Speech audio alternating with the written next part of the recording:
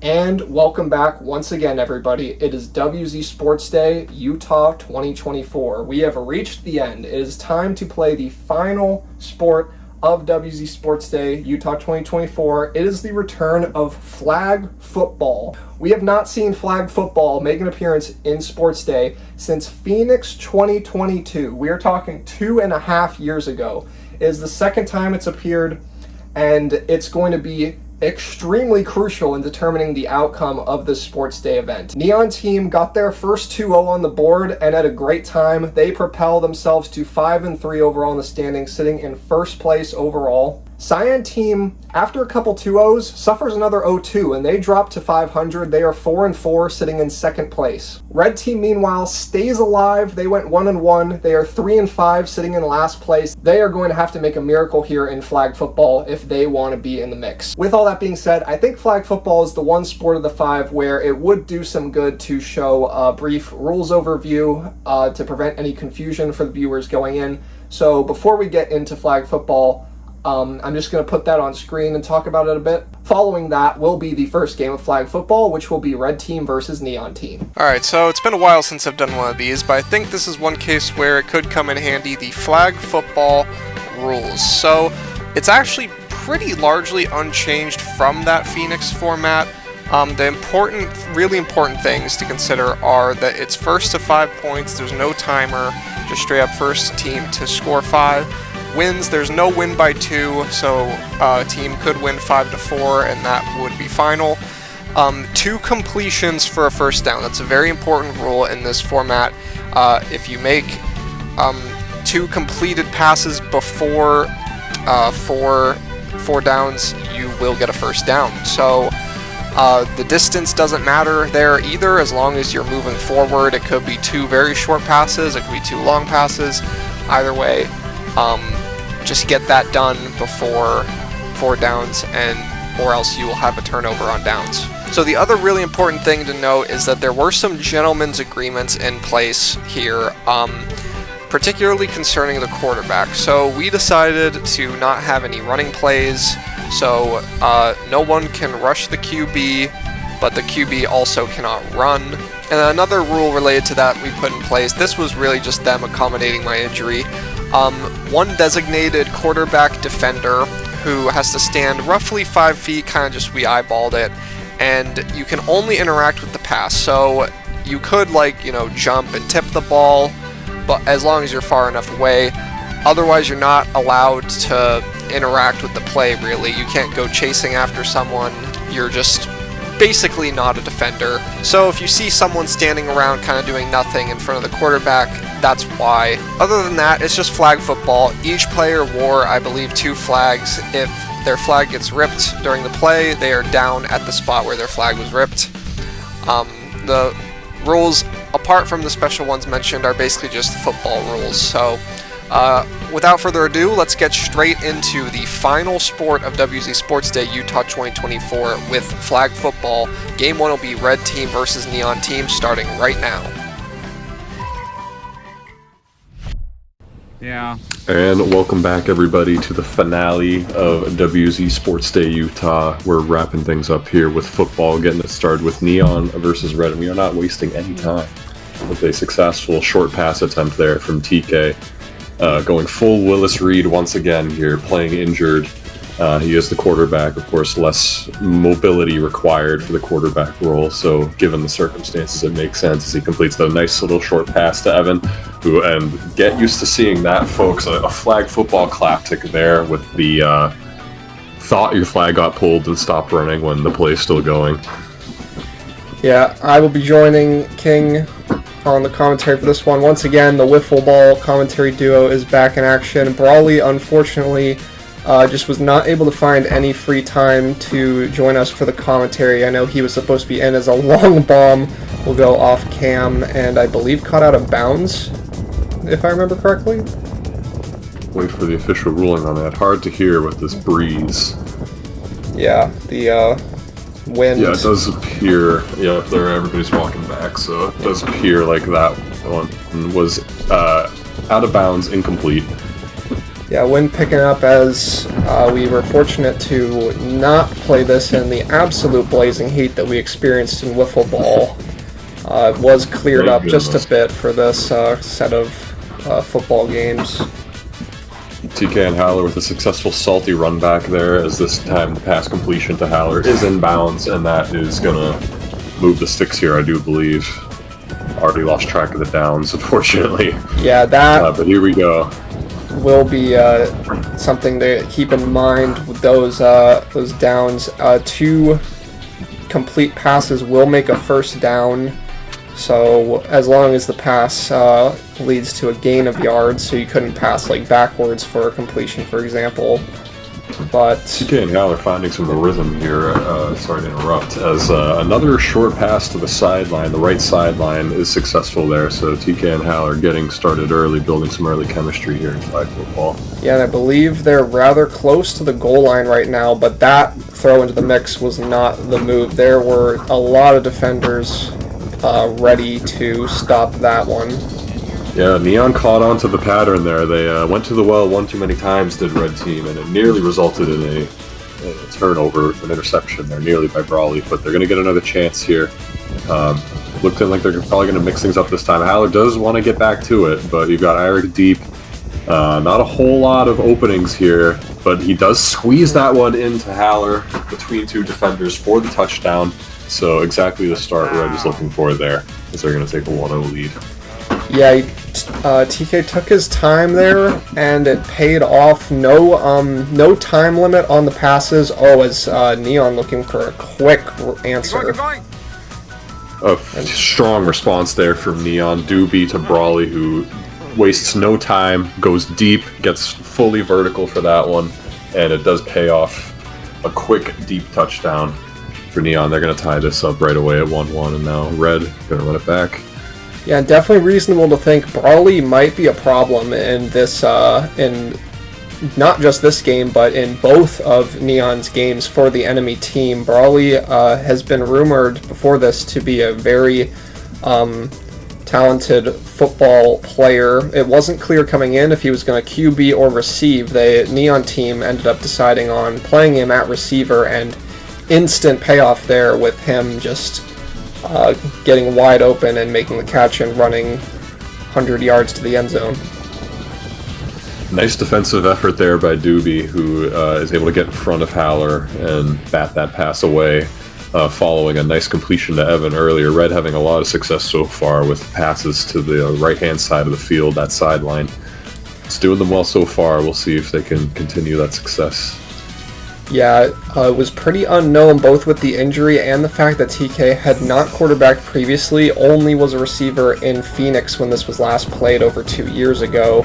How this was going to go, but so far they're, inching along, finding some success with this formation. Speaking of that Phoenix, I do want to ask, as someone who played in this football event, what were your thoughts on this football format setup compared to that Phoenix 2022 football you played in so long ago? To be honest, Phoenix so long ago now, I don't remember much when it comes to the specifics of the format. All I can really remember is just some of the moments from the games, right. Touchdowns, catches, so on and so forth. So I can't speak too much on that. I do remember having fun in both, but as we see a very mixed bag of a play there. Great job from Iric from getting away, but that's just a flag football classic there, where sometimes you miss the flag, and that can be, sometimes that's all it takes. Yeah. And it does pay off for Red there, as Iric is able to break away from the defense and get away, get vertical, and catching him once he gets in the open field. So Red is going to take a 2-1 lead, and Neon's going to get started with a quick short pass to King out to the sideline to get things started here, looking to get one more completion for a first down and get the momentum rolling here. We've only seen that one offensive play so far, which resulted in a touchdown, so let's see if they can get the momentum rolling and start to build some more offensive drives here. Doobie with a deep pass here, and that's going to be a big turnover from Iric there. Great defensive effort there, getting up and getting in front of, I believe that pass might have been for Sydney. Yeah, I'm not nice play sure. from Eric there, and real quick, that was going to be a turnover. I'm not sure who the pass was intended for, and that kind of, unfortunately, reflects poorly on Doobie, because that pass really just went right into Eric's mitts. He was positioned perfectly for it, and had fast reaction time, was able to turn around, grab the pass, and get some yardage on the run as well. As now, that's huge for Red too, as really interceptions are, speaking of, potentially, no, that's going to drop.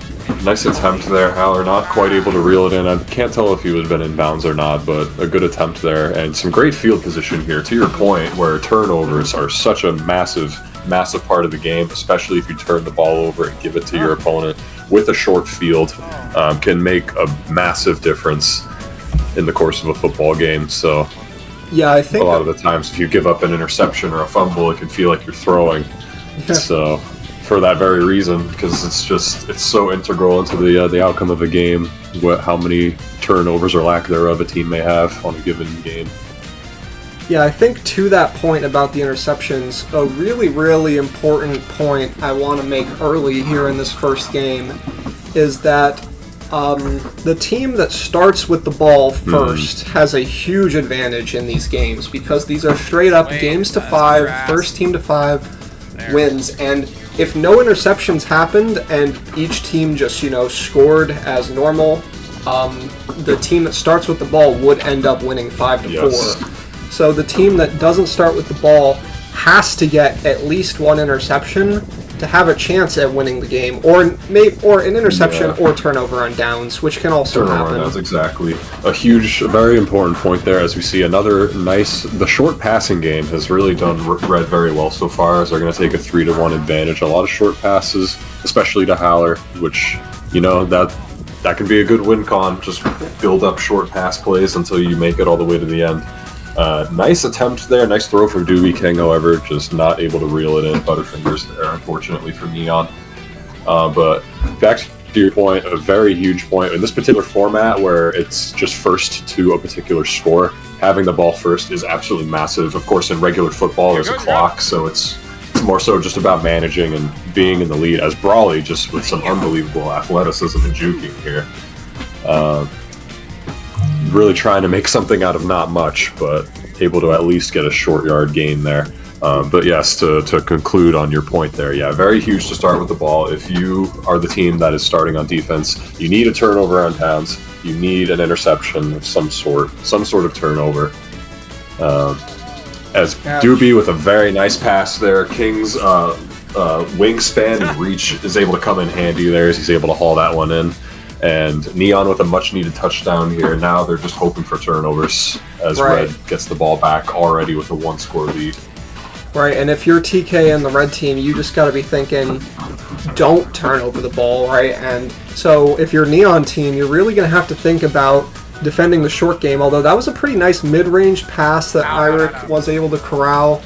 But ultimately, Neon defenders are really just going to have to stay locked in and not give Red openings to make those short passes, or passes of any kind, really. As 100%. As even one turnover now won't be enough. They're going to need a couple, because Red got that interception as well as having started with the ball. So Neon definitely 100%. Not in an ideal seat by any means, but certainly comebackable, as that one will slip out of Evan's grasp. Yep, another football classic right there, where he just started to turn their heads just a little bit too soon, trying to start running and gaining yards before actually looking the ball into your hands. I'm sure everybody that's played football has all done it their fair share of times. It's part of the game. Unfortunate, very tilting when it happens. As we see yet another short pass to Haller, going horizontal there to the right side, to the sideline. Of course, if you're Neon, you'll take that as opposed to deep passes and bombs for touchdowns, because like we've said extensively here, the Neon is desperately in need of turnovers, short plays, try and force some drops, some turnovers. But here we go now. As Haller looking to get deep, you got Eric and Evan up close. Haller with a nice move there, moving back up closer to TK, and looks like he was able to corral that one. And is it here. Just making sure that was in bounds? They're moving up, so it does look like it was. It was pretty on the borderline by the looks of it. Hard to tell from the camera angle, but it does look like it was in bounds. Nice hard pass, and Haller was able to catch it. A lot of passes to Haller in this game, as that one will go to Eirik, however, but that one I believe was out of bounds.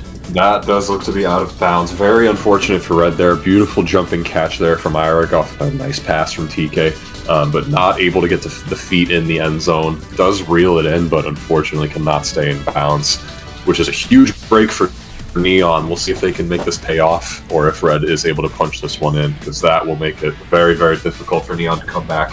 Huge play coming up here. Yeah, and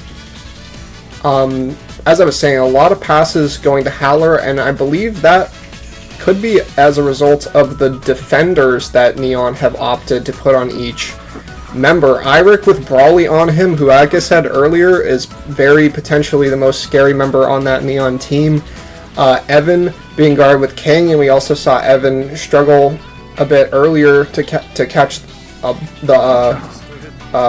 pretty short pass that looked pretty doable.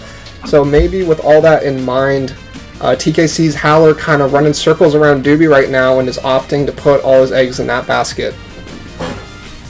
Oh, and Eirik takes a tumble there, and jeez, what a pass there. Very risky throw into double coverage on Haller, who is still somehow almost able to corral that one in after a deflection. But it does end up dropping. That would have been crazy if Haller won that 2v1 there. But here we go, after a nice short pass a minute or two ago to get even closer to the end zone, and Red is able to take advantage. The TK to Haller connection, once again, it's paying dividends. Very handsome dividends to the Red team, as they're going to take a 4-2 lead, and they are on the precipice of taking this one and really making this event interesting. Yeah, Haller with his third touchdown of the game, and like you said, making this event interesting, it most certainly would. Red team needs to 2-0 to have a chance at a three-way tie. That's what they're hoping for at this point. Neon, on the other hand, is currently in first at 5-3. Losing this game would honestly be devastating for them, as it would all but guarantee that their game with Cyan will be must-win territory, and Cyan is looking to be a very feared team in this sport of football. I remember back in the pre-event interviews, Anks, their captain, stated that he thinks it's their best sport, and that's a scary proposition when you consider that they've 2-0'd two other sports already. Got to be worried about what's in store there if you're Neon team, and also currently on the cusp of losing this game to a Red team, no less, who was expected to be the weakest football team coming in, stated by their own captain in the pre-event interviews, and I think just probably a general conception from the player base, and reasonably so, but they're playing well right now.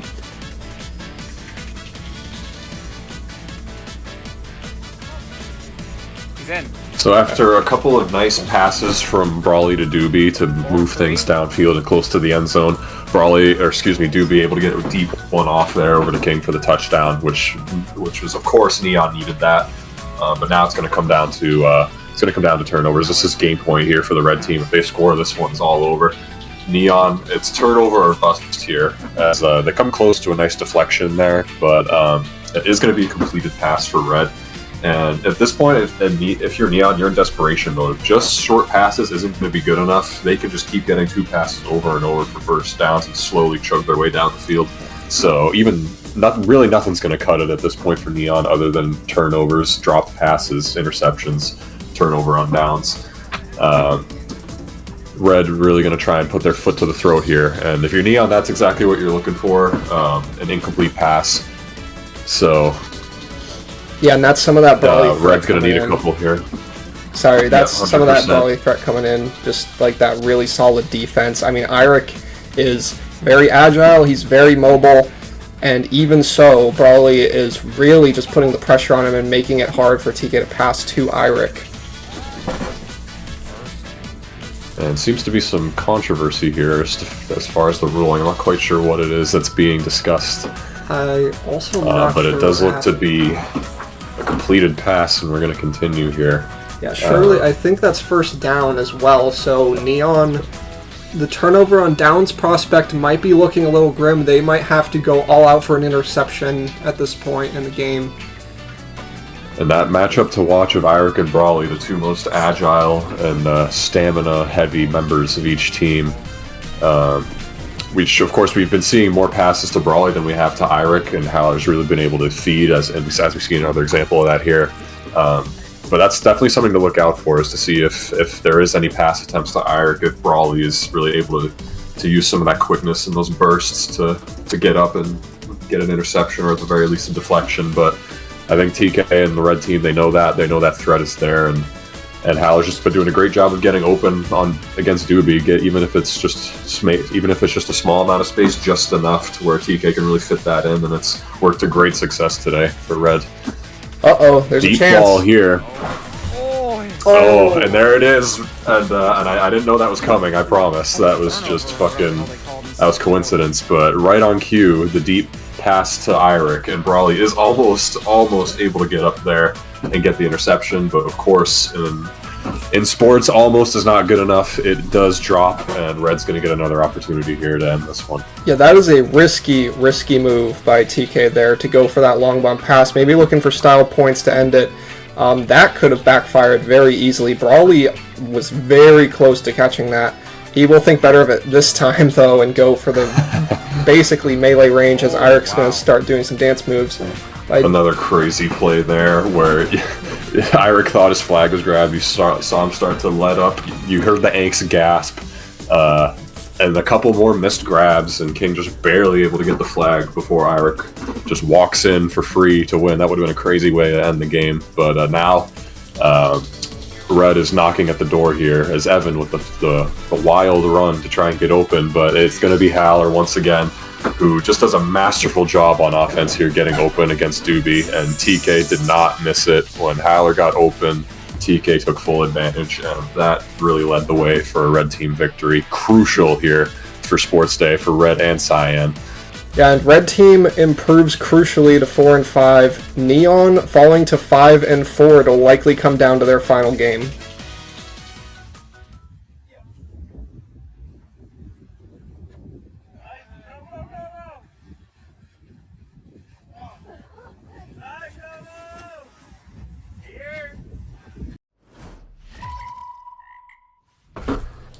And here we go with Game 2. We're going to see Cyan taking their first steps onto the football field here in Utah 24, as Red Team is the unfortunate team that has to deal with the back-to-back games. We'll see how that plays in against the heavy favorite to win the football event here in Cyan team, as they're going to start with the ball. Another big advantage for them. Yeah, and Sun looking to come out a bit too, just in time for Cyan's game. Sucks for them, and also sucks for Red, who are probably already pretty tired, particularly their receiving trio, having to do a lot of laps around the field, and now, once again, and in the Blazing Sun. We'll see how that affects both teams here as we get things started with Wally to Casper, and that's definitely the quarterback receiver tandem to look out for on the Cyan team. Cyan does have some nice tall targets on this team. I mean, if the shortest target is Larry, then you're pretty well off. Or maybe wow. Casper, actually. But look at that, right off the bat. Definitely not expected what we expected to begin here, as Wally's going to throw a quick interception, and Eirik almost able to turn it into a pick six. Wally does just get the flag there, but that is crucial. That is huge. Red, who is going into this not only on their second game in a row, but having to start with a disadvantage with Cyan starting the ball. That is a huge turnover there, as they now take the advantage, as we have a close-up on Anxiety Gaming here. Yeah, that was very big, and also very surprising. It seemed like Wally just completely misplaced the throw. Eirik was on the ground and just got up and caught it. Wally coming in, expected to be a really strong quarterback, and we could still see that, maybe just getting the jitters out. And if so, better to happen here than in next game, which could potentially be pivotal to deciding the event. But that being said, this is a must-win for Cyan. I would say. Really a must-win for both teams for Red for the chance for that tie, but for Cyan for the chance to actually win the event. And Red's going to put the pressure on early here as a very beautiful pass there to Eirik, who's able to get pretty deep, get nice and wide open, and Red switching things up early as Wally's going to get started quick here, going to start righting the wrong of the previous possession with another nice pass to Casper. And that duo is going to look to get going early here. That is, again, the tandem to look out for on this team. Yeah, interestingly now, the tables have turned. It's Cyan who are going to need an interception to get back, an interception or a turnover to get back into this game. But you look at who they've got on their squad, and you definitely can see that happening quite easily. I mean, Wally, like Brawley, is definitely thought to be a multi-layered threat, both as a quarterback but also as a defender. Then you look at Larry, who in Phoenix football a couple years ago was really impressive on both sides of the ball. He's definitely another receiver to look out for on that Cyan team. He made a lot of really impressive catches, as well as being a very pesky defender. Casper so far looks pretty good. He started off the game with that dropped easy catch, but apart from that, he's looking good out there, as Larry will get into the action right on cue. Nice dart there from Wally, delivers it to Larry, who and especially nice part about that pass from Wally is that he got it in there nice and quick to where Larry was still able to turn the corner, get upfield a few extra yards, as opposed to if it was a little bit later, it probably would have carried Larry out of bounds and wouldn't have been able to milk those extra few yards, which on a small field like this can really make a big difference. So great job there from Cyan. Yeah, you can kind of already tell just by the hashtag eye test that Wally's throwing some nice spiral footballs, and we did not see a super large amount of those from TK or Doobie in the last game, but Wally's got nice power, nice accuracy, and a nice touchdown. Casper able to break away, get vertical, and get upfield nice and quick. Wally is not going to miss those if you give them to him. So Red going to have to really step up on defense and stop Casper before that tandem gets out of control here. But Red does still have ball control. They do have the chance here to take a 2-1 lead. But Evan, unfortunately, not able to corral that one. And a couple of nice attempts so far this game with getting open, but just has not been able to hang on to the ball. Yeah, it's unfortunate. They were open there and just not able to finish off the receive. But nice to see that TK still got faith in them, still willing to give them those passes. As another defender I didn't mention on the side of Cyan, because he is auto-filled into that QB defender role, is Anks. But I'll tell you what, Anks is a unit. He is tall, about 6'8" approximately from my calculations. And hashtag eye test. And a gentleman's rule that they have to stand roughly 5 feet away, but you could potentially see a scenario where he gets a tip on the ball. Oh my! Right on cue. I actually did not know that was going to happen right then. But a tipped ball and Wally that just falls right into Wally's lap, and he's able to corral it in for the interception. So once again, a turnover proving huge, pivotal. Fucking Freudian slip there. Definitely pitiful as well for the red team. But pivotal there, as Cyan is going to retake the ball control here, and they're going to have a chance to go up 2-1 by going back on offense, potentially scoring here, which is, of course, massive, like we have discussed at length here so far. Yeah, and I'll tell you what, I mentioned in the rules explanation before the games that there's a gentleman's, basically, as Anks scores a touchdown on nice... Wasting no time there. Nice high arc pass by Wally. I mentioned in the rules explanation that there is basically a designated QB defender who's basically not a defender, is what I said in that explanation, but they can impact the pass. As we saw from Anks, they're getting the tip that Wally was able to intercept off the rebound, and so Anks really impressively finding a way to make an impact even from that minor role. A great point there. That's really kind of almost for lack of a better term, a non-role, but if you're that tall and you're really able to make good use out of your height and your wingspan like Inks has been, then you can really make an impact in a role where there's really not a whole lot of opportunity to do that. So great work by him so far, as Reds is going to look to regain their momentum here. Nice little short pass. And they're going to look to try and get things back on track here. At the very least, score and even things up. Yeah, in the last game of Red versus Neon, that QB defender we didn't see from either side really make an impact. TK obviously with the injury, not going to be, jumping, monkeying around. And Sydney also did not get any tips or whatnot, but Haller with a nice sliding catch there, or catch into a slide rather. Haller has been just doing a great job of finding a way to get open, never giving up on the play, continuing to make the defender work, and he's going to keep running, and he's going to keep making the defender defend. He's not going to do the defender's job for them by just standing around. Even if he's open, he's going to keep running, he's going to keep cutting and really forcing the issue, which is very important in football, and it can be very easy at times to just, I'm open so I can stand around and not have to do that. You're not going to see that from Haller. As a deep pass there actually ends up hitting Larry in the back, it looked like, who didn't get turned around and realized the ball was coming, and that ball didn't have quite enough mustard on it, was a little too shallow for Eirik. Could have been potentially huge there if Larry knew what was coming, but fortunately for Red, it does just bounce to the ground off Larry. I will say, slight lack of awareness there from Larry, but he was kind of just doing his job there. He knew that He knows Eirik's a speed demon, he knows he's a threat, he has to stay on him, so he got his head down and was chasing after Eirik, and that ended up being enough, to be honest. And yeah, to your point, in fairness to Larry, had that ball been on target, that would have been absolutely the right play. Larry could have fit a hand in there and knocked it out of Eirik's hands. Just didn't have enough sauce on it. As this time Evan is able to corral that one in. TK makes a nice pass to them. It did look like they almost bobbled it again, almost made that mistake again of maybe taking your eyes off the ball too soon, but they did corral that one in, and you love to see it.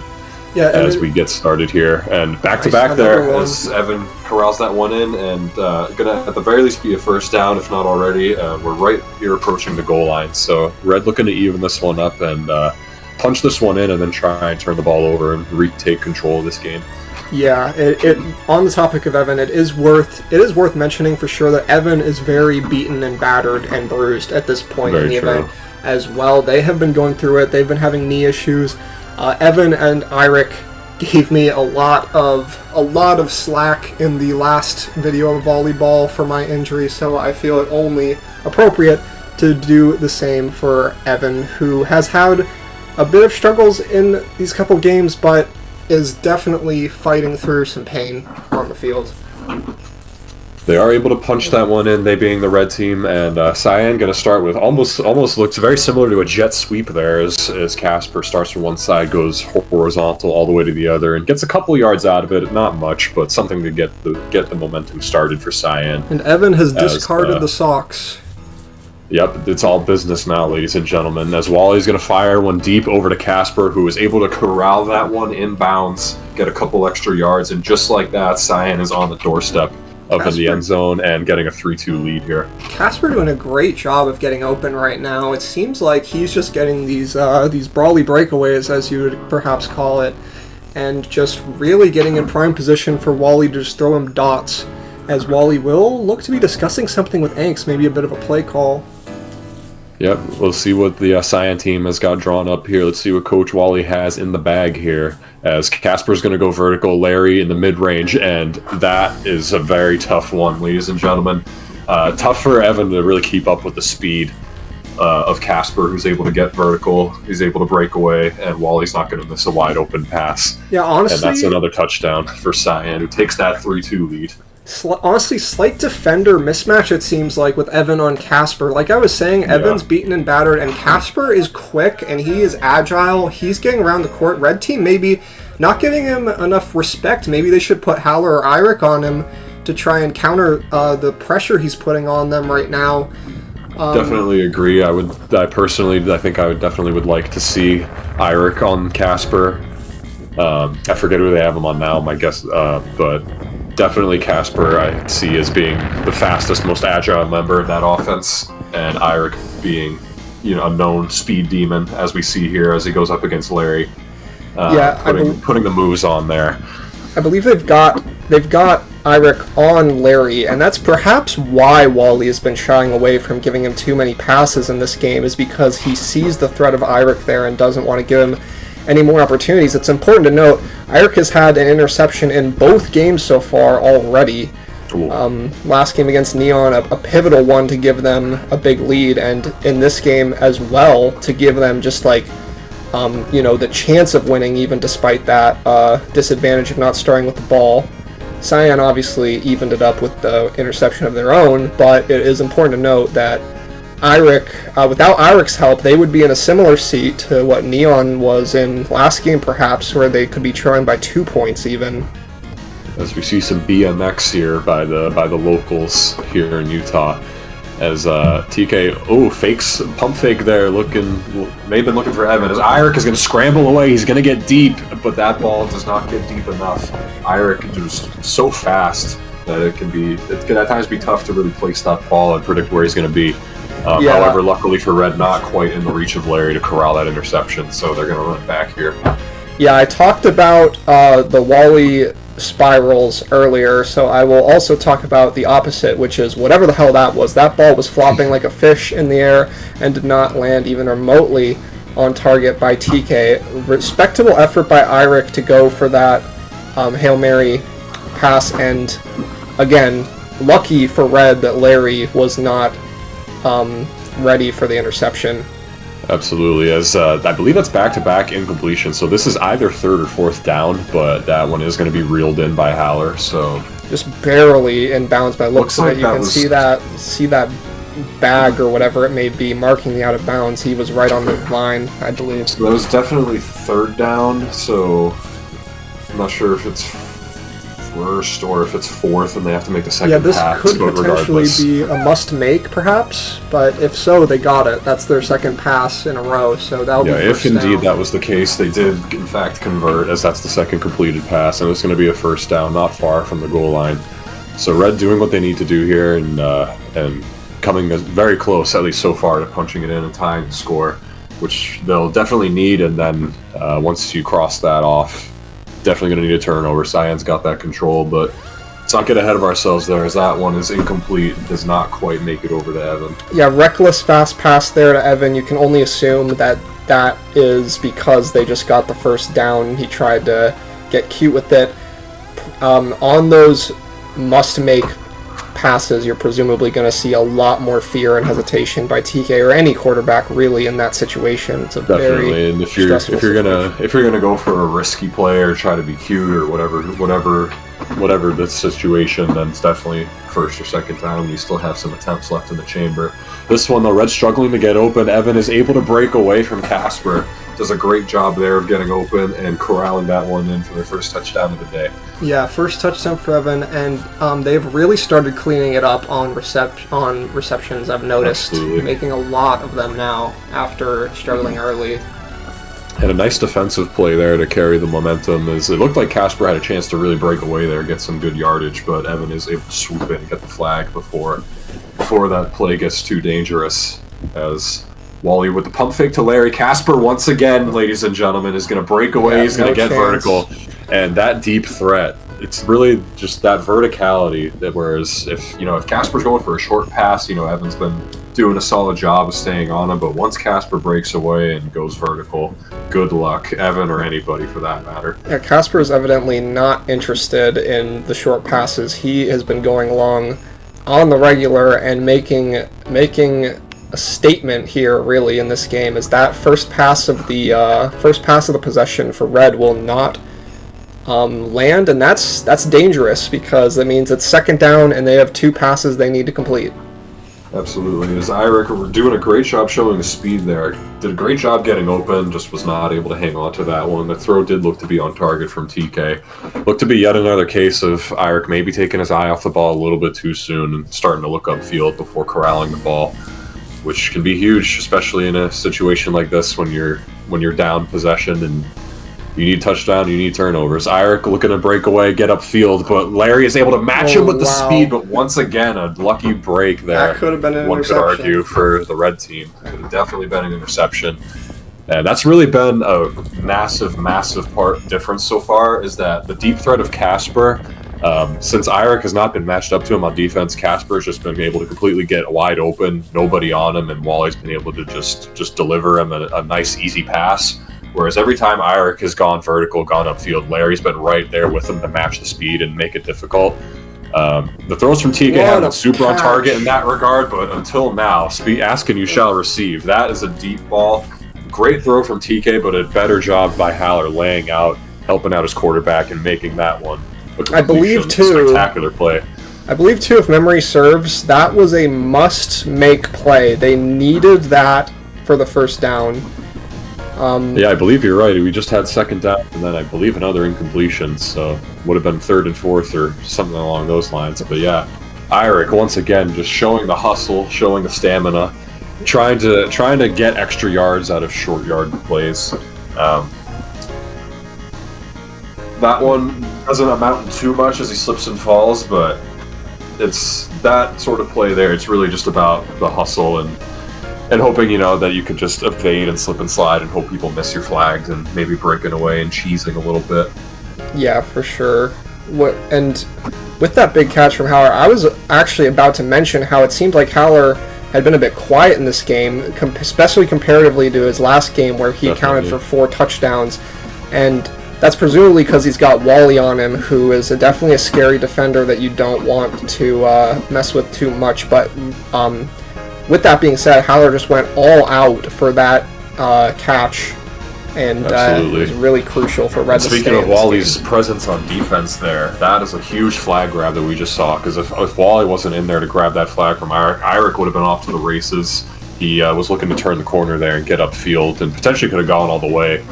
As we see it there once again, a nice short pass to Eirik, but Larry has been doing a great job today on Eirik on defense, who I think against most other matchups, most other defenders would have been feasting, would have been eating, getting deep looks, wide open catches. But Larry is making it very tough.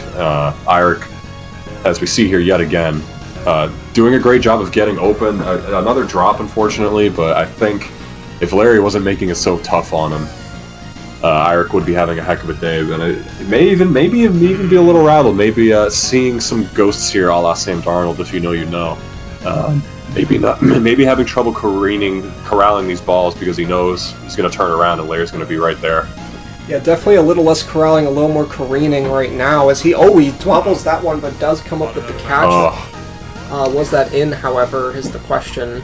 And it looks like the doesn't look to be, as the refs and the players are not moving. Unfortunate there, whereas if Eirik had caught it right away, he would have been in. Unfortunately, bobbles, couple extra steps, and that was the difference, as he doesn't catch it until he's already out of bounds, unfortunately. Yeah, Eirik's starting to press a little bit, it seems like, as Red Team is coming up right on the line of that. You can see that cone down on the bottom of the screen. That is the touchdown line, and this might be last chance for Red. Definitely last or second to last chance, without a doubt.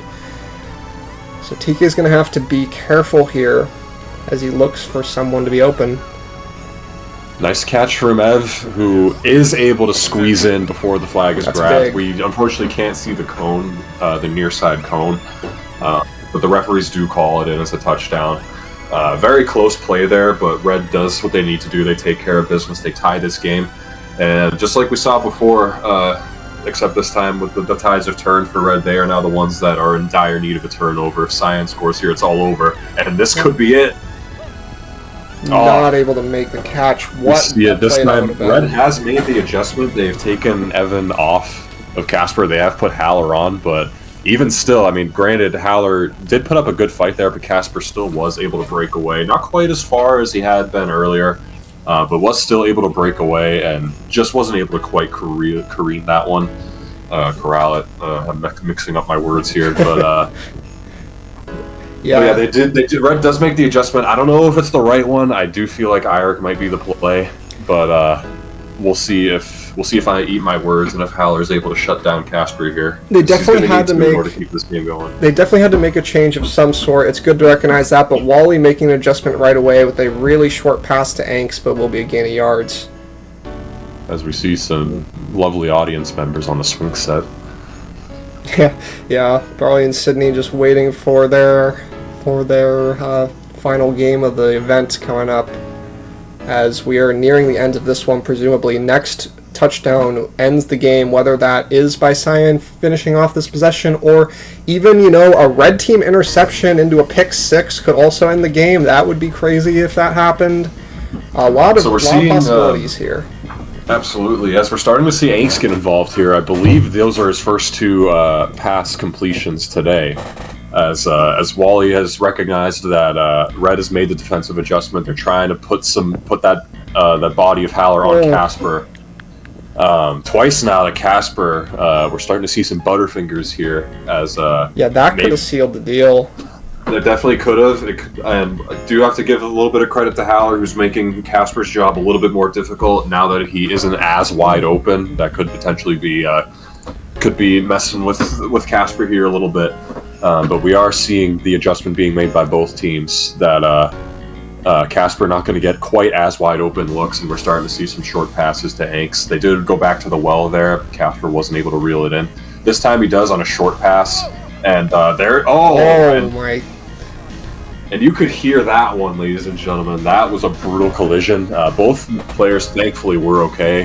We don't have a Raleigh shoulder incident, thank goodness. Yeah. Definitely had to cut ahead. Definitely had to cut ahead there for injury delay. Irik was down for a while, and understandably Irik was so. down That for was a hard a while. hit. Both players definitely shaken up after that one. You could hear that collision. That was a tough one. As the unfortunate classic flag football case of don't see that you don't realize your flag wasn't taken, keep running, and Casper just charges right into Irik. Neither guy seemed to have saw it coming. And just unfortunate collision, but thankfully they're both all right, and we can press on. We'll have to see if that affects them moving forward here, as Wally will send the pass Casper's way, and he will eat the dust. I didn't catch if Irik was matched up on Casper that whole time, or if there was a switch mid-play there, but great defensive effort there from Irik, who's really probably the only one that can keep up for Casper running around for an entire play. Haller definitely can for a little while, but you only have so much garlic against a player like Casper going vertical. As Angst looking to get it breakaway deep. Oh, Wally was tempted there. Doesn't quite go for it. Angst does a nice job of getting back open, running up a little bit closer, and has done a great job getting involved so far here late in this game against Red. Now that Red has an answer for Casper, at least a bit more of an answer on defense, we've seen Angst start to really get involved here, and he's doing a great job so far.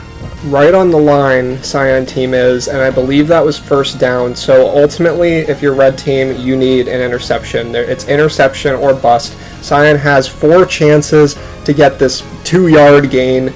It's not going to happen by any means other than an interception. You gotta catch that ball. Gotta have it here, but it's not going to happen as Casper's able to do a nice route there, split through the defense, get open, and makes a nice catch there. And that's going to do it. Cyan is going to take care of business. They get their needed victory here, 5-4, and that's going to make things very interesting here. I believe it's now 5-4, Cyan and Neon, and it's all going to come down to this last game. Yeah, for the second Sports Day in a row, we are going to see a winner-take-all game to decide Sports Day. It will be between Cyan team and Neon team.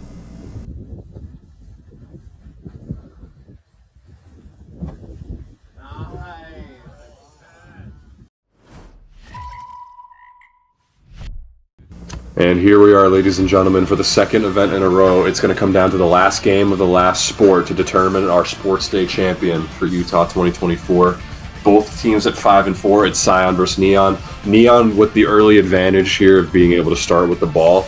And we're starting it off hot. So just like they did against Red at first, the offensive play of the game for Neon is going to be a Brawley to Doobie touchdown, with Brawley breaking away and getting upfield, and it looked like his flag should have been grabbed, but just slips through the fingers of Cyan, and that's all it took. Brawley gets upfield, scores, and Cyan's going to get things started with another short pass to Angst, who has really got involved in the latter half of that prior game, and they're going to look to keep that momentum rolling. Yeah, Brawley, from what I've seen, easily the best player at juking out defenders and creating yards. He will turn those short passes into long runs and big yard gains, as we just saw, basically going coast to coast on that last play to get an early 1-0 lead for Neon. Neon with the advantage in this game, so Cyan at some point will need a turnover, whether that's on downs, which we have not yet seen a turnover on downs through either of the first two games, with perhaps that 2 completions rule being a little too forgiving. Maybe something to rethink for the future, but we still could see turnover on downs come into play, so you never know. But the interception has been the main method by these teams of creating momentum in their favor. Absolutely. I want to take a look here at the matchups that we've got going on here for Neon on defense, and that, ladies and gentlemen, if you know, you know. If you don't know, you're probably wondering what on God's green earth you're watching. But if you know, is absolutely off his rocker right now, and it will be followed up with one of the best passes we've seen all day to Casper, who's got his 5th touchdown on the day. I mean, he is just really putting in work on the field. That Wally-Casper tandem, we saw that duo really click in basketball and also here in football, so it's nice to see. Yep, absolutely. I didn't get a chance to mention it before that touchdown, but we saw the defensive matchup of Doobie on Casper. Doobie not necessarily known for his speed, and we see why there. But before we can really get on that tangent in that regard, we're seeing why Wally is just a menace on in all aspects of football, but especially with his defenses. Doobie was looking for a deep pass, might have been for King, but Wally read that one very early, was able to swoop in and get that interception, pick 6 for a touchdown, and just like that, Cyan not only takes ball control advantage, but is able to convert it to a touchdown. 2-1, and right away now the pressure is on for Neon. Yeah, for Cyan, that's just what the doctor ordered. Now they are in the driver's seat, and it's Neon that's going to have to look for a turnover.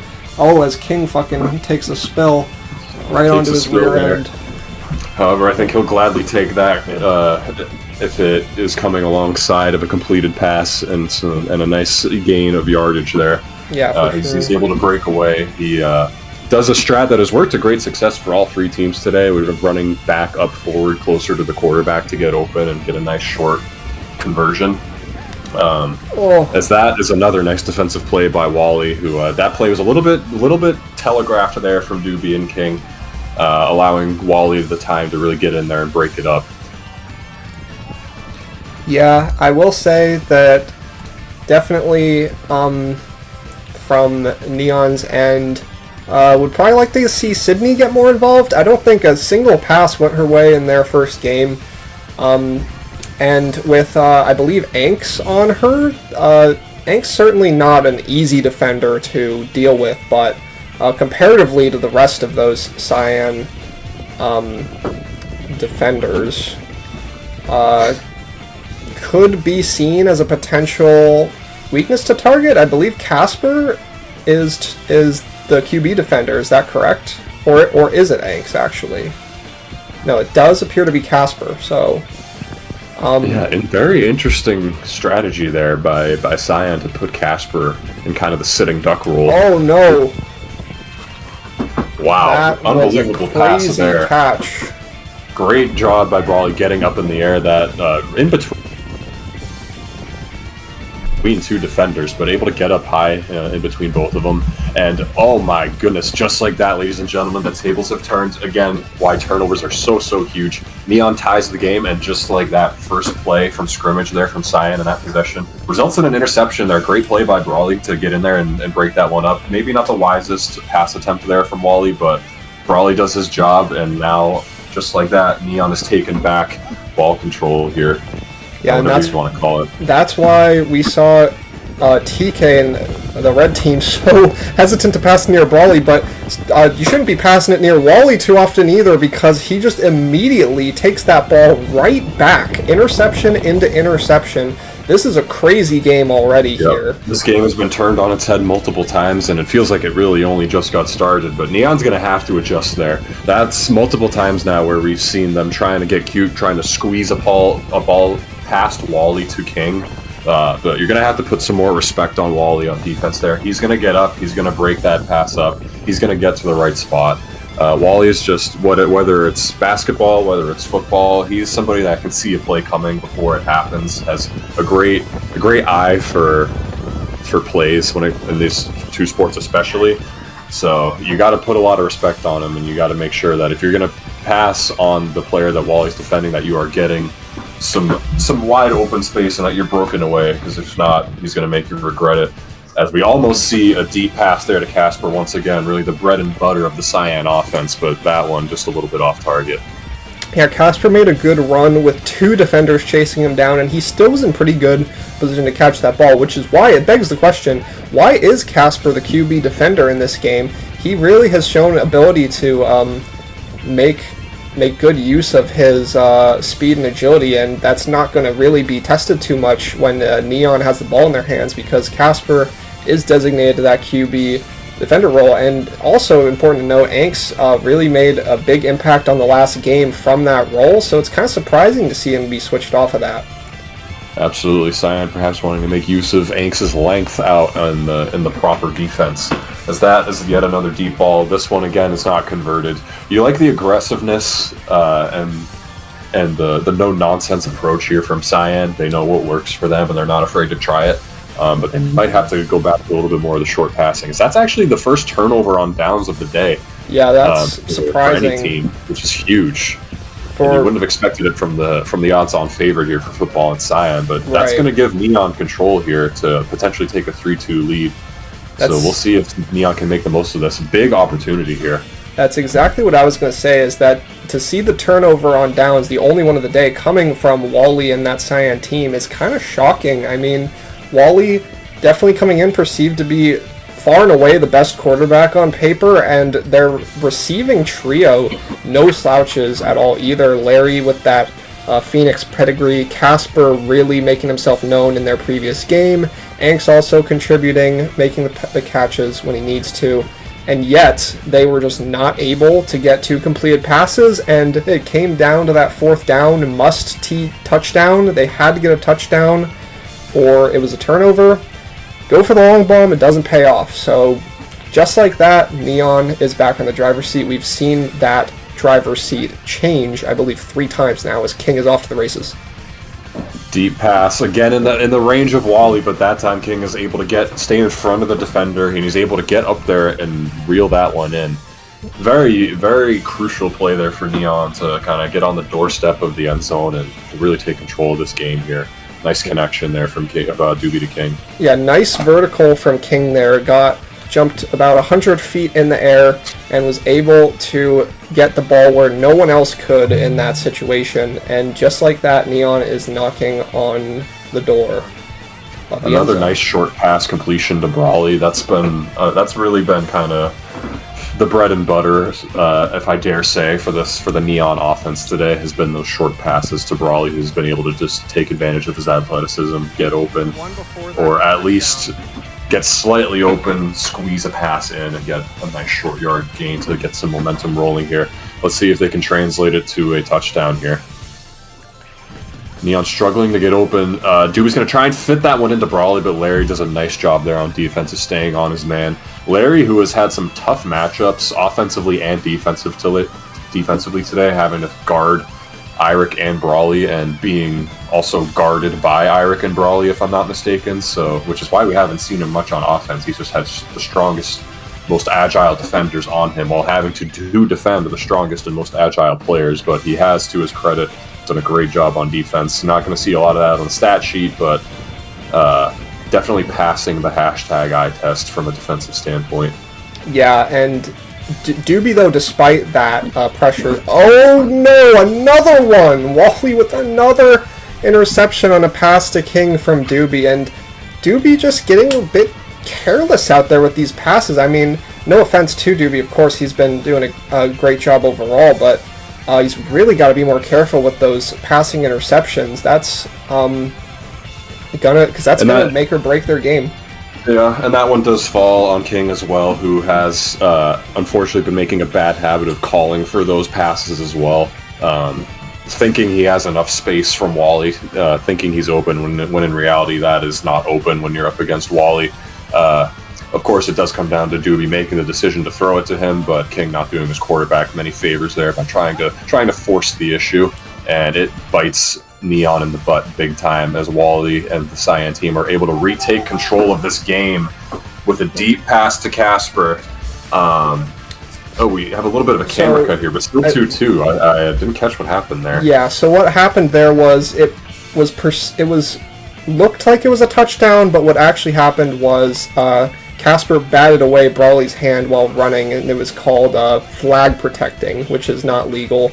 So they went back a bit, but they got the touchdown anyways. Ball didn't lie. Yeah, slight penalty, but the ball was still basically on the goal line, so Cyan does their job, punches that one in. And they're on the doorstep here. A couple of really big interceptions thrown by Neon that have allowed Cyan to take control of this game. So yeah, nice to see Neon's going to need a bit of a miracle here. They're going to need another big mistake from Cyan. They're going to not only need to score here, but they're going to need to force a turnover. But this possession is all they can afford to focus on right now. King looking to get open here, and he does. Nice job by Wally of getting that flag pulled right away, but King does do his job getting open there, which has been no easy task with Wally on him today. Yeah, I would definitely agree with that. I put the blame obviously earlier onto Doobie for the interceptions, but really a lot of that also comes down to Wally's skill as a defender. Very sure-handed, and the last interception from him particularly, he basically just practically ripped that ball out of King's hands, which is a skill in its own. Speaking of King, another pass to him. He's starting to get open more, and they are making use of it with some quick and easy passes. I believe that's a first down. Yep, Neon really taking advantage of those short passing opportunities to Brawley and King for the most part here. We've seen a couple attempts of getting Sydney involved here, but none of them have paid off quite yet. As this is going to be another deep attempt to King. They finally had the space that time, but may have been a little rattled from the last couple. He saw a charging Wally approaching, and maybe not enough focus on actually catching the ball there as he lets that one slip through his fingers. A prime opportunity to tie the game there. Goes up in smoke for Neon. We'll see if Cyan's able to make them pay. Yeah, King made a couple catches in a row. That was his opportunity for a third one, and it would have been a big one at that. So he's finding the space. Wally may be getting a bit gassed. I mean, this is certainly very gassing. But Brawley will get that catch in the end zone for his fourth touchdown of the day. Great pass there. Brawley looked to be covered by Larry, but a nice ball from Doobie there. Brawley's able to make the move over to his left and get some space to complete that pass. A rare short pass to Larry here, who's been just completely smothered all day here by Irick and Brawley, but he's able to get some slight space there for a short yard gain. Now Cyan just needs one more pass here for a first down. The pump fake there from Wally, not a whole lot of openings. Larry with a nice spin move, but the pass goes to Casper. Great throw, great move there by Casper. Nice jumping attempts, just not able to corral that one. If I can get my words right today. Yeah, and I guess one minor thing I've noticed in that last play at least, Sydney definitely playing a little farther away from Wally than she needs to, and that's really probably just her just trying to be nice. Doesn't want to break the gentleman's agreement, as we'll get some canine action in the background as we're in between plays. But Sydney could play a little closer up. The Cyan team QB defender has definitely been playing much closer than that, so Sydney could try to get a little closer and obstruct Wally's view. It'll be hard for her to get a tip on his pass due to the height difference, but definitely could take a couple steps up. Probably, admittedly, wouldn't make that much of a difference. Especially Sydney just being a little bit more diminutive in size as opposed to somebody like Anks, who was actually able to make a bit of an impact in that role earlier on. Yeah, that is very true. But definitely could at least make it slightly more of a pain for Wally. But again, in the grand scheme, just a minor nitpick, if anything. In the grand scheme, yeah, not going to make a massive difference. But yeah, definitely giving Wally all the room in the world here to make that short pass to Anks, who does a good job of continuing to run even despite thinking his flag may have been grabbed, which is definitely something that I think everybody did a good job of adjusting to as time went on, just playing through and just continuing to run until you hear the horde of members yelling that the play is dead. Yeah, better safe than sorry. Exactly. Never wise to assume that your flag has been pulled and you could have been 10 yards down the field if you just kept running. Ink's definitely making a way bigger impact on offense, I feel, in this game than we saw in the last game. Wally was not giving him too many tosses in the last one, but he's really starting to target him more as Casper. There it is again. Excellent catch. If you saw at the beginning of that play, while he was still in frame, you saw Casper make a nice little move on Doobie there, where he was pretty much almost had come to a complete stop and then instantly broke out into a full sprint, got deep into the end zone, was able to break away from Doobie and make him pay. So Cyan now on the precipice of a Sports Day victory here, in Utah Summer, leading 4-3. Neon at the very least is going to need to score here and force the issue for Cyan. Let's see if they can do their job here and keep this one going. Yeah, Cyan needs just one touchdown to secure not just this game win, but the Sports Day win, and that could happen in the blink of an eye. It could be an interception into an immediate touchdown. This game could be over before we know it, as Wally will bat that out of King's reach. Yeah, that one actually not the best ball from Doobie. That one was a little bit behind. When your receiver is running horizontal like that, you want to get the ball just a little bit in front of them so they can run into it. That one's slightly behind, allowing Wally to get a hand in there and making it harder for King to catch that one. Not unfortunately able to for Neon. I don't know what this discussion is here, but it looks like we're going to continue here. Yeah, King giving Wally the double birds, and I would too after what has been happening in this game. Wally just being a pain in their rear end, but Brawley also being a pain in Cyan's hind legs as he will get the game-tying touchdown. A great route from Brawley there, who with a nice diagonal, he's able to get the catch, turn the corner, no defenders in sight, and is able to just sprint vertical upfield. So Neon does their job. They're gonna make Cyan do their work here. They're not going to give Cyan an easy turnover or an easy interception for a touchdown. They do their job. They get that 4th point on the board. Cyan's going to have to finish it up here. Let's see if they're able to come away with a Sports Day victory. The ball is in their court here. Nice catch by Anks and a critical one. It's important to point out the first pass of this possession was a gimme to Casper that he just kind of fumbled. So it's currently the 3rd down and 1, so they have 2 chances here to get the first down, but they are on turnover watch, I would argue. Deep pass here to Casper once again, but that one is going to be a little too deep. That one, although admittedly may be a bit on Casper, it looked like he kind of let up. He started to turn around rather than continue to run, and the ball does get away from him. Goes right back to Casper there, but that one was thrown into some traffic. You had Doobie on him. You had Brawley in the area. That's a turnover, is it not? I believe that's a turnover. I think that was 4th down. Yes, you're right. Turnover on downs. Neon's got the ball. They're heading to their goal line to get started on offense. So just the 2nd turnover on downs today, but it's the 2nd one in this game by Cyan, and this one could not come at a worst possible time as we see the dynamic duo here lounging and enjoying the Utah sunshine. Yeah, this game getting intense moment here, but Eirik and Evan not feeling that one bit as they are relaxing on the sidelines. Red team is eliminated, so they are chilling. As we see King here trying to cheese, really trying to get every last drop of garlic out of Wally if possible. Brawley able to get open here, trying to evade, doing a great job of juking and jiving, and a little premature celebration from King there as Brawley does step out of bounds. It looked like he may have been able to go all the way, but not quite on that one. Fantastic moves, but does just slightly step out of bounds. So we'll see if Cyan is able to make him regret that. See if maybe Brawley should have done some more fancy footwork to stay in bounds.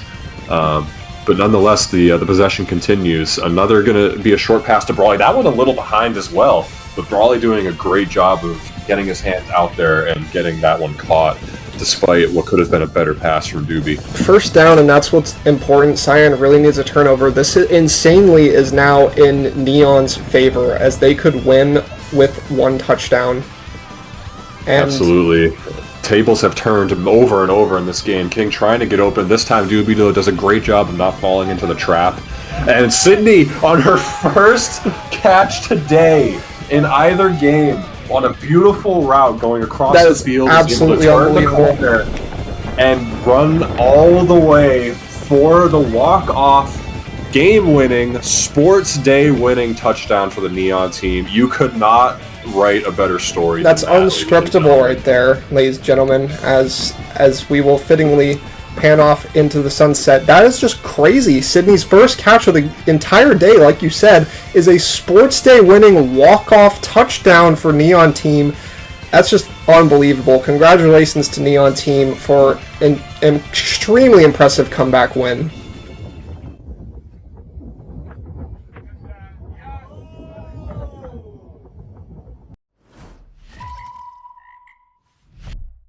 Alright guys, for one final time, here is a look at the stats. This time for flag football, of course. You can see how everyone's stacked up in various categories. And a look at the football leaderboards, the first couple being quarterback specific and the rest being for receivers and defenders. And now for your Player of the Game awards, the final Player of the Game awards of Utah 2024. These were pretty hard to decide as well, at least in the case of the first couple games. For Game 1 of Neon vs. Red, I went with myself here. First Player of the Game award of the event for yours truly. This was a tough decision though, I will definitely say that. Irick with a really big interception that hard shifted the momentum in our favor in this game, and Howler just being the main source of receptions targeted by TK in the field all throughout this game. But ultimately, I did give this one to myself, and I'll try to explain why. 20 completions is quite a lot, 69% completion percent was above average, and the 5 touchdowns, of course. But really, the main reason I think that this game stood out from a quarterback perspective was the 0 passing interceptions. This was the only game of the 3 where a quarterback did not turn over the ball at all. And that, I think, is really big. The turnovers really ended up making or breaking teams in this football series. And so I think that throwing no interceptions and not having any turnovers on downs is a really big credit and should not go understated. But again, full team effort for sure. And Game 2 of Red vs. Cyan was also definitely a full team effort for Cyan. Another really tough decision for me to make. But I did end up going with Casper. Wally was a great quarterback. Anks had that really huge block that led into the interception by Wally off the tip. But ultimately, this team's offense really ran through Casper this game. Wally was targeting him a ton. Really, just his entire offensive strategy revolved around Casper going deep, getting open for those catches. And he made a lot of them. He scored 4 of their 5 touchdowns. Also had a block. He was playing good defense as well. That's another factor to consider. He was really online in this game. And it's his first Player of the Game award of Utah 2024. I think he deserves one. Then finally for Game 3, the Grand Finals, Cyan versus Neon. I frankly think there's no contest. It has to be Brawley. He made such a massive impact on this game through multiple facets of the game. Most staggering is the 13 receptions and 93% catch percentage. He only failed 1 catch where he was the target, and he accounted for 4 of Neon's 5 touchdowns. The one he didn't, obviously, being that huge game winner by Sydney. But other than that, I mean, he was really putting in work all game, and he was really good on defense too. He had a block as well as an interception, a really important interception at that. And ultimately, I think you just got to give it to Brawley here. So those are the Player of the Game awards for football in Utah 2024. And now we will go ahead to the event overview as we look to close things out here. So as previously stated, we've got the event overview here. We're just going to take a quick look back over this event. Obviously, it's been a long, month and change that these videos have been coming out, so anyone who needs a refresher, this is for you, and also just for everyone at home to really just talk about how this event went down. Soccer, I think, went just about exactly as expected. The teams had pretty noticeable strength gaps between each team, I would argue. Red team with that 2-0 to start. Neon team, though, did honestly put up a really good fight against Red in their game. It was definitely closer than the score made it appear. They went 1-1, as both teams definitely handled their business against Cyan, who came in looking at soccer as a punt, I would say, and did just that, going 0-2. But the reason Cyan was able to do that confidently is because of the next couple sports they had on deck, the first of which being wiffle ball, where they 2-0'd fairly convincingly, but I will say the games ended up being pretty close by the box score. I mean, 3-0 and 6-4 respectively. They weren't stomps by any means, but ultimately, with Wally in the mound, it's really just tough to get that offense going and get runs on the board to win. But Cyan's offense delivered as well when Wally showed some signs of weakness against Neon team, and Wally, of course, being a big part of that himself at the plate. And so they came away with that 2-0, and then Neon versus Red was kind of the toss-up game coming in. I think people coming in probably would have said slightly favors Red, but despite that, Neon takes the win against them 5-3, and so Neon goes 1-1 in Wiffle Ball. Red team 0-2. And then Basketball is Sport 3, another one where Cyan came in as the heavy favorite, and they showed why as they dominantly 2-0'd Basketball.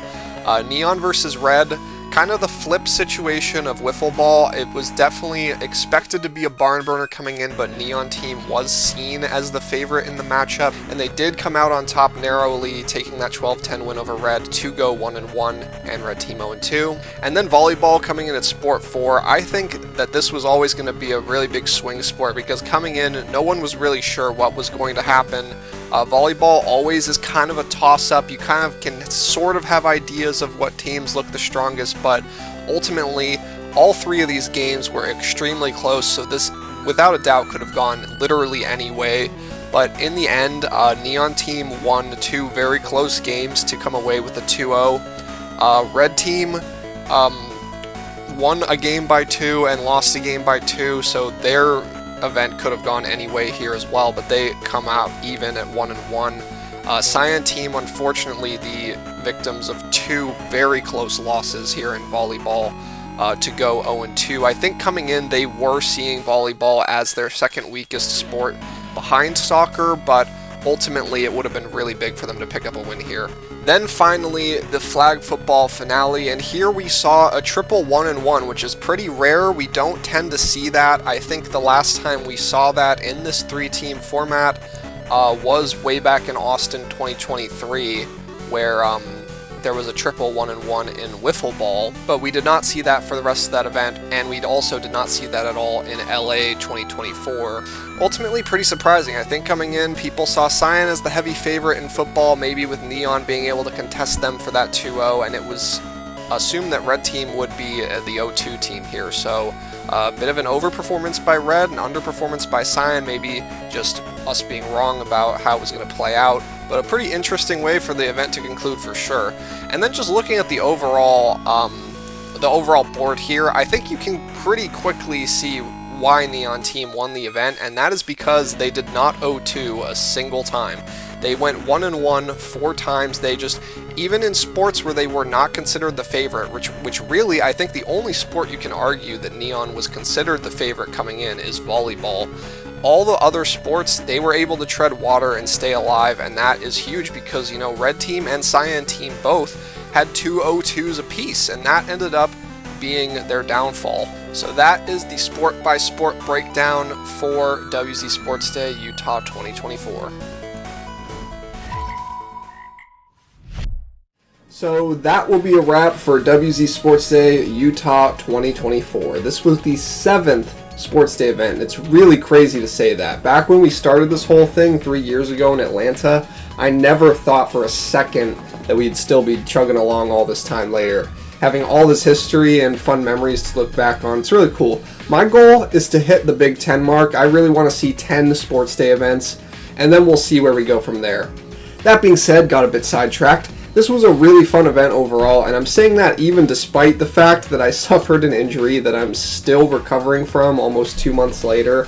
I had a lot of fun, and I think everyone did, really. The vibes were pretty good. From a competitive standpoint, too, really crazy Sports Day here. This is without a doubt the closest Sports Day between all teams involved that we've ever seen. In most cases, we see one team really lagging behind in last, or maybe one team running away with it. In this case, everything really came down to this last sport of football.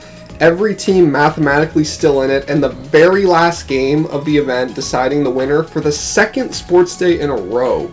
Pretty insane stuff there. With that being said, a huge congratulations to the winner of that Grand Finals game. That was the Neon team, featuring Doobie, Brawly, King, and newcomer Sydney. Sydney with a win in her first ever Sports Day, and Brawly and King with the back-to-back, and they sealed the deal in the very final game last Sports Day as well. That's wild. The unfortunate victims of that final match, coming in second place, was the Cyan team, featuring Anks, Wally, Casper, and Larry. And in last place, but only 2 wins shy of first, was the Red team. The sequel could not live up to the original as it usually goes. That team featured Haller, Iric, TK, and newcomer Evan. But I'm going to go ahead and wrap this up. Another special thanks to everyone who helped out with the commentary this time around to spice up the videos. That includes Anks, Doobie, King, Wally, Haller, Iric, and Evan. If you've stuck around this long, thank you for watching. Like, comment, subscribe to show your support, and stay tuned in the future for more WZ Sports Day action. Take care, everyone.